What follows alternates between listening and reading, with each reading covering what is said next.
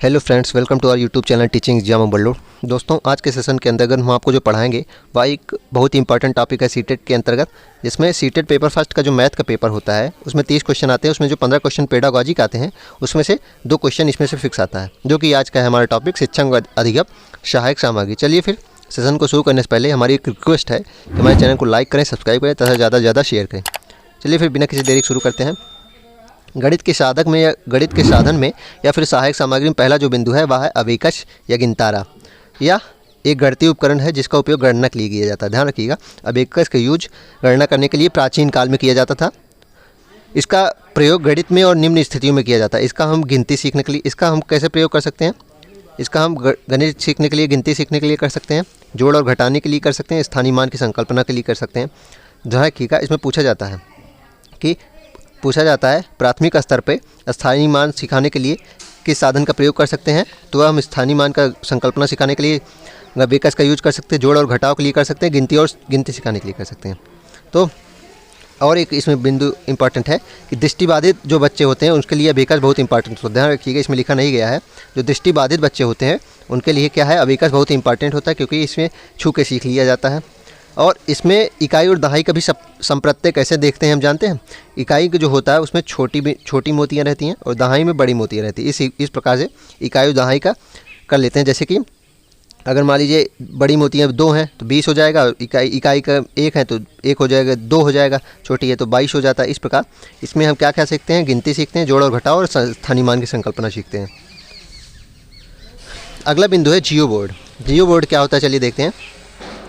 यह एक गणितीय जोड़ है जिसका प्रयोग समतल ज्यामितीय आकृतियों की अवधारणा जैसे कि परिधि, क्षेत्रफल और अन्य बहुभुज की विशेषताओं को पता लगाने के लिए किया जाता है। तो जियो बोर्ड का यूज कैसे किया जाता है? बच्चों को तिकोने जो होते हैं, वर्ग होते हैं, आयत होते हैं, ऐसी ज्यामितीय आकृतियों दिखाने के लिए इसका प्रयोग किया जाता है। जैसे कि ऐसे बिंदु लगी हैं, अगर हम ऐसे इसको ऐसे धागे जोड़ देंगे तो ये बताइए क्या बन जाएगा, वर्ग बन जाएगा। अगर ऐसे जोड़ देंगे तो ये आयत बन जाएगा। त्रिकोण जोड़ ही दिया गया है। तो इससे हम विभिन्न प्रकार की आकृतियाँ बच्चों को सिखा सकते हैं और वर्ग और आयत के बीच के अंतर भी इसमें हम बता सकते हैं। देखिएगा, इसका मोस्ट इंपॉर्टेंट बिंदु है। प्रश्न बनता है कि वर्ग और आयत के बीच में अंतर अगर बच्चों को सिखाना है तो कौन सा साधन सबसे उपयुक्त होगा, तो वो होगा जियो बोर्ड। तो इसमें क्या है कि यह गणितीय जोड़ है जिसका प्रयोग समतल ज्यामितीय आकृतियों की अवधारणा जैसे परिधि, क्षेत्रफल और अन्य बहुभुज की विशेषताओं को पता लगाने के लिए किया जाता है। अगला चलिए अब साधन देखते हैं। अगला है 10 ग्राफ। 10 ग्राफ क्या है?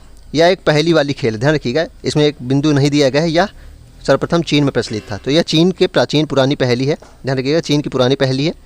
इसमें क्या होता है, इसका प्रयोग द्विविमीय ज्यामितीय आकृतियों को पहचानने के लिए किया जाता है। इसका प्रयोग जो 2D आकृतियाँ होती हैं उनको पहचानने के लिए किया जाता है।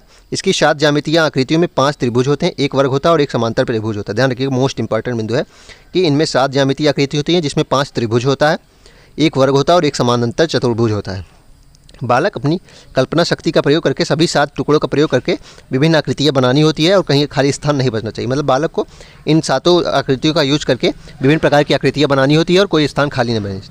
तो 10 ग्राफ क्या है? यह चीन की पुरानी पहेली है। इसमें अलग अलग 2 टुकड़े से हमें कई जानवर, इंसान आदि तरह की आकृतियाँ बनानी पड़ती है और इसमें 7 ज्योमेट्रिकल फिगर होते हैं। इसमें कितने ज्योमेट्रिकल फिगर होते हैं? 7, जिसमें जो 5 होते हैं वह क्या होते हैं? ट्रायंगल होते हैं। एक क्या होता है? एक स्क्वायर होता है और एक क्या होता है? पैरेललोग्राम होता है। एक पैरेललोग्राम होता है जो कि होता है एक समांतर चतुर्भुज। अगला बिंदु देखते हैं, ग्रिड पेपर। ग्रिड पेपर क्या है? इसका प्रयोग दशमलव संख्याओं में त्रुटि विश्लेषण में किया जाता है। प्रश्न बनता है दशमलव संख्याओं के त्रुटि विश्लेषण में किसका प्रयोग किया जाता है? ग्रिड पेपर का। इससे हम क्या क्या कर सकते हैं? इससे हम दशमलव संख्याओं की तुलना कर सकते हैं, दशमलव संख्याओं में शून्य के स्थानीय मान की महत्वता को समझा सकते हैं और दशमलव संख्याओं को लिखने में इसका हम यूज करते हैं। ध्यान रखिएगा, ग्रिड पेपर हो गया ये। चलिए अगला साधन देखते हैं कौन सा? भिन्न का किट, फ्रैक्शन किट जो होती है। अब देख लीजिए, ये फिगर बना है, भिन्न का किट कैसे बताता है। इसको हम क्या कर सकते हैं? भिन्नों की समान अवधारणा से परिचय कराने के लिए इसका यूज कर सकते हैं। जैसे भिन्नों का योग बता सकते हैं, विशेष इकाई का आधा भाग, चौथाई भाग आदि बता सकते हैं। जैसे कि ऐसे आप करके भिन्नों का चौथाई भाग बता सकते हैं। ये चौथाई भाग है, ये पूरा हो गया, 1 का 4 भाग हो गया। तो भिन्न का किट से हम भिन्नों के बारे में विभिन्न अवधारणाएँ बताते हैं। अगला है डाइंस ब्लॉक, मोस्ट इंपॉर्टेंट है, इसको ध्यान रखिएगा। डाइंस ब्लॉक, जियो बोर्ड, जियोग्राफ, जियोजेब्रा और एक आध होते हैं मोतियों की माला। ये सब बहुत इंपॉर्टेंट है। 10 ग्राफ मैंने अगर बताया होगा तो नहीं तो 10 ग्राफ बहुत इंपॉर्टेंट हुआ। डाइन ब्लॉक क्या होता है चलिए देखते हैं। समान गणित संक्रियाओं को सिखाने में इसका प्रयोग किया जाता है। तो डाइस ब्लॉक का समान गणितीय संक्रियाओं को सिखाने में इसका यूज किया जाता है, जैसे जोड़, घटाव, गुणा। ध्यान रखिए कि प्लेस वैल्यू में भी इसका यूज किया जा सकता है, प्लेस वैल्यू में भी इसका यूज किया जा सकता है। और बदमाश में बी और ओ को छोड़ दी जाए तो डिवीजन, इसमें डिवीजन भी किया जा सकता है। तो जोड़, घटाना, गुणा और डिवीजन कर सकते हैं। फ्रैक्शन में भी इसको हम समझ सकते हैं, ध्यान रखिएगा, फ्रैक्शन को से भी हम इसको समझ सकते हैं। फ्रैक्शन भी इसमें समझ सकते हैं, जैसे कि तुलना भी कर सकते हैं, 10 के बेस वाले से तुलना भी कर सकते हैं, ध्यान रखिएगा। तो डाइस ब्लॉक मोस्ट इंपॉर्टेंट, इसमें हम क्या क्या कर सकते हैं, इसमें हम प्लेस वैल्यू निकाल सकते हैं, जोड़, घटाव, गुणा और भाग कर सकते हैं। फ्रैक्शन इससे समझ सकते हैं, तुलना भी कर सकते हैं किसकी, जो 10 के बेस वाले होते हैं। ये सब इंपॉर्टेंट बिंदु है। अगला जो हमारा साधन है, अगला जो है वो डॉट पेपर है। इसे बिंदु शीट भी कहते हैं, डॉट पटल भी कहते हैं। इसका प्रयोग विभिन्न प्रकार के ठोस आकृतियों को बनाने के लिए किया जाता है। तो इसमें क्या किया जाता है, विभिन्न प्रकार की ठोस आकृतियों को बनाने में इसका प्रयोग किया जाता है। ज्यामितियों की सममितीय आकृतियों को पहचानने में भी इसका प्रयोग किया जाता है और परावर्तन की अवधारणा को समझाने में इसका प्रयोग किया जाता है। तो डॉट पेपर का क्या क्या यूज होता है, इसमें हम जियोमेट्रिकल शेप जो देख रहे हैं विभिन्न प्रकार की, वो देखते हैं कैसे बनती है। 3D का भी इसमें हम बना सकते हैं, 2D भी बन सकता है, जैसे देख लीजिए 3D बना है।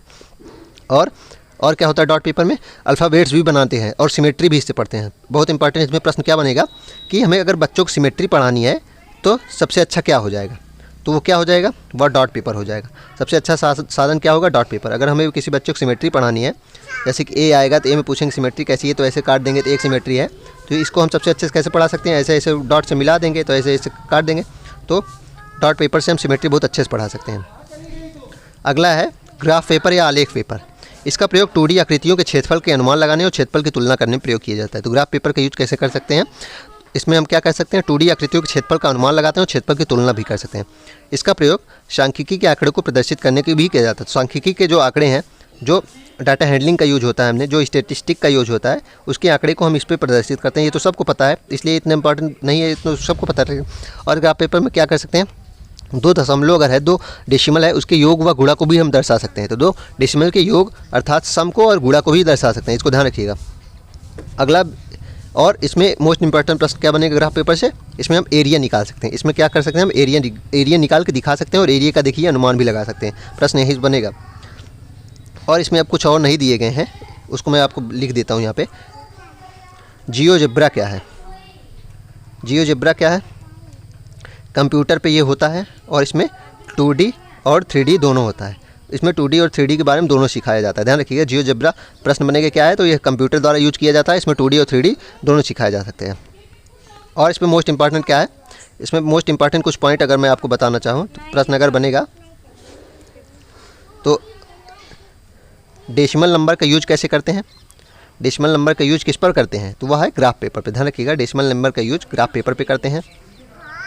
और सिमेट्री अगर आया, सिमेट्री क्या है, तो सिमेट्री क्या है, सिमेट्री जैसे कि आप जानते हैं जो किसी वस्तु को बराबर, ये इससे आधारित कुछ प्रश्न देखते हैं। पहला प्रश्न है कि कक्षा 4 के विद्यार्थी को समझाने के लिए, कक्षा 4 का विद्यार्थी प्राथमिक कक्षा में 1/10 जो है वह 1/100 से बड़ा है। निम्न में से कौन सी शिक्षण अधिगम सामग्री TLM जो है सर्वाधिक उपयुक्त होती है, बताइए। मैंने आपको क्या बताया है, मैंने क्या बताया, फ्रैक्शन की तुलना किन किन चीज़ों से कर सकते हैं, बताइए। क्या वर्गीकृत ग्रिड से कर सकते हैं, नहीं, चार्ट से नहीं कर सकते। सर्वाधिक रूप से कैसे कर सकते हैं, डाइस ब्लॉक से मैंने बताया था।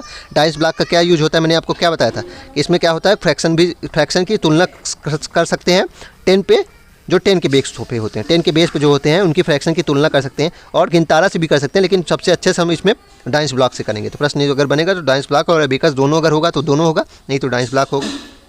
अगला है कि कक्षा 4 में सममिति और परावर्तन की ज्यामितीय संकल्पना, हमें सममिति और परावर्तन के बारे में बताना है। सममिति क्या होती है, सिमेट्रिकल जो 2 बराबर भागों में काट दे, जैसे कि ए है तो 2 बराबर भागों में काट दे, जैसे कि स्क्वायर है तो 2 बराबर भागों में जो काट दे, तो वो सममिति होती है। तो सममिति मैंने किस में बताया था, बहुत अच्छे सिखाया जा सकता है। तो छोटे बच्चों को सममिति कैसे सिखाएंगे, डॉट पेपर, डॉट पेपर देखते हैं कहाँ है, बिंदु शीट, बिल्कुल डॉट पेपर से ही हम सिखा सकते हैं। तो इसका ऑप्शन नंबर 20 का सही उत्तर हो जाएगा।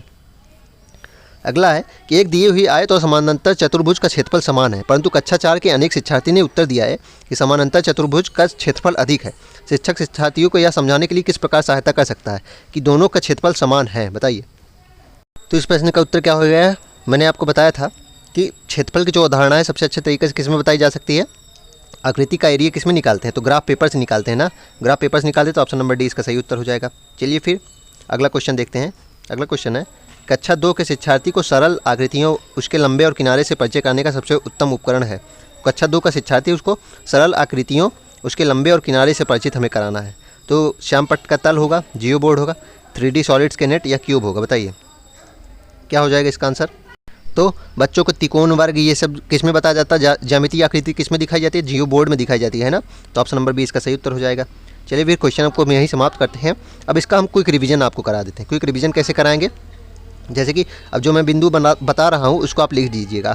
तो पहला बिंदु बनेगा इसमें, एक मिनट, पहला बिंदु बनेगा जियो बोर्ड। जियो बोर्ड के बारे में इंपॉर्टेंट चीज़ लिख लीजिए।